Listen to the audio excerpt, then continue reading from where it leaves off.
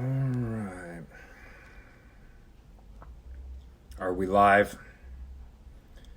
We are live. All right, awesome. Okay. Hey, how you doing tonight? Ryan J. This is going to be an interesting one. Hey, what's happening, Katie? How are you? This is going to be an interesting one. I have not really dove that deep into addiction, but I'm addicted and I'm an alcoholic. So let's just be transparent and get this live over with. All right. So I've been actually fearing to do this live all day, but hey, let's just push, go live and do the dang thing. All right. So, my name's Ryan J. Like I said, I'm an alcoholic. Went to an AA meeting today. Thanks a lot, Brian. Appreciate you, brother.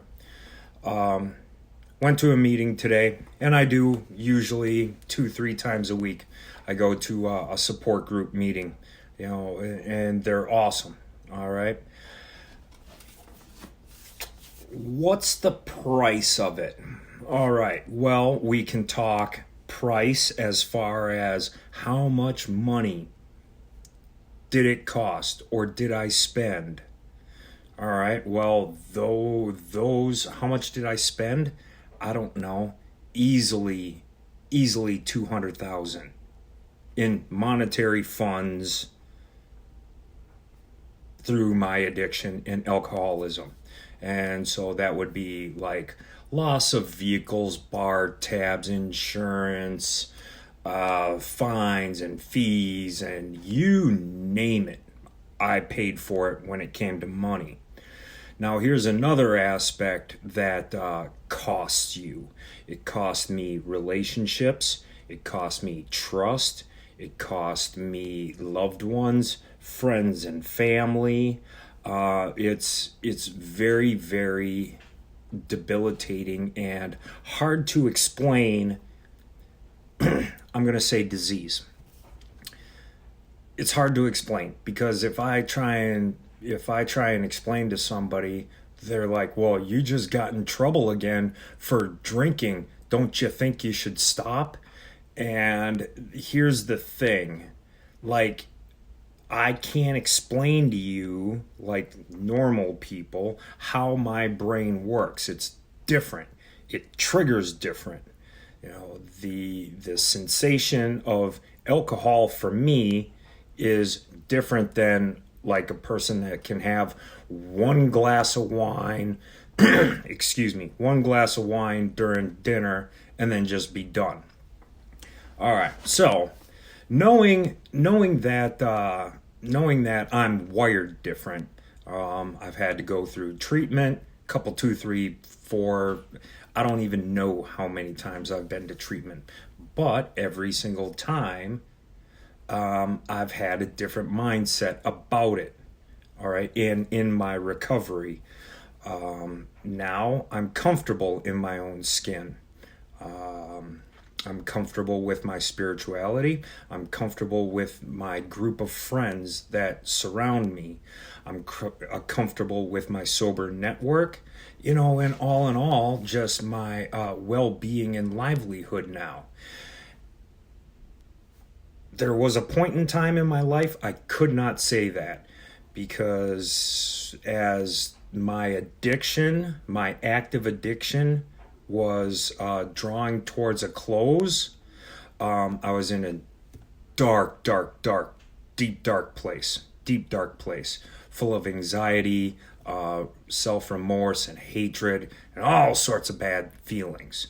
Now, wow, taking the alcohol out of it. Now, it's just not alcohol. I could very easily be addicted to a whole bunch of different things. I just have an addictive personality. It just so happened that I chose, or alcohol chose me as a way of uh, manifesting its ugly head in my life through alcohol. Probably because it was easily available, easy to get, no big deal, and it's socially acceptable for people to have.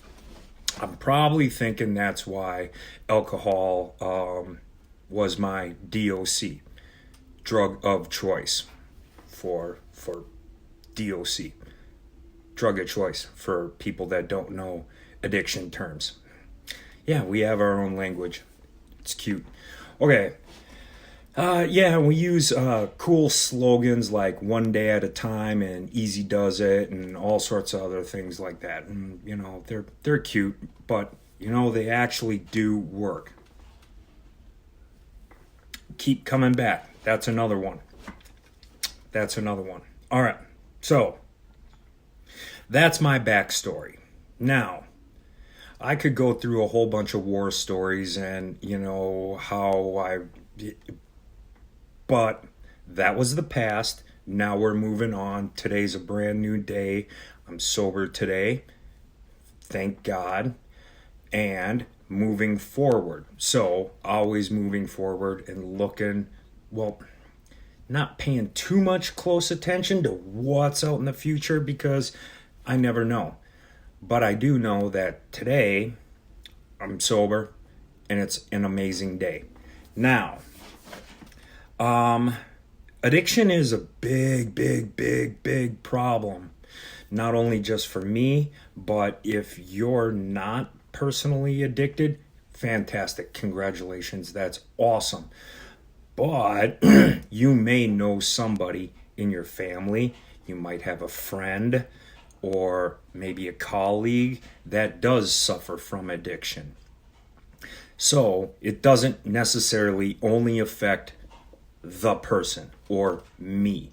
It affects anybody that person deals with. Now, and it's devastating with devastating results. I just want you to know, if you're watching and you do suffer from addiction, please reach out to me. Get into my DM. If you don't want to post it in the comments, totally cool. I get it. The anonymity thing. Slide into my DM and I'll point you to some resources that could greatly help you out.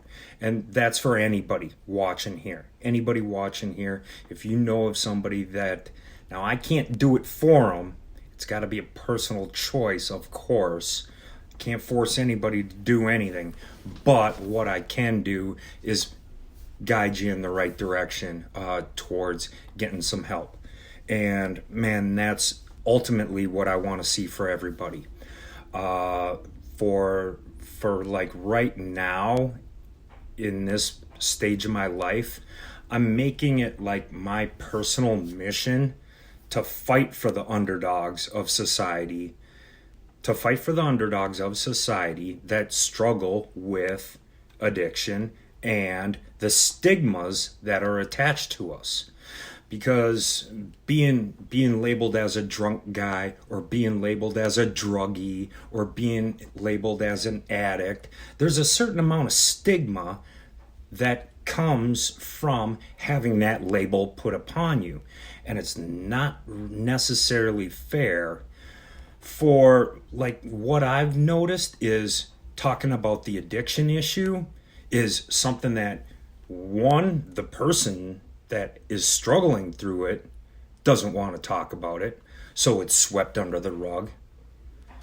The friends and family don't necessarily want to talk about it because it's an embarrassment to the family, and oh man, what will they think knowing that my kid's a drunk or something like that. So that is swept under the rug.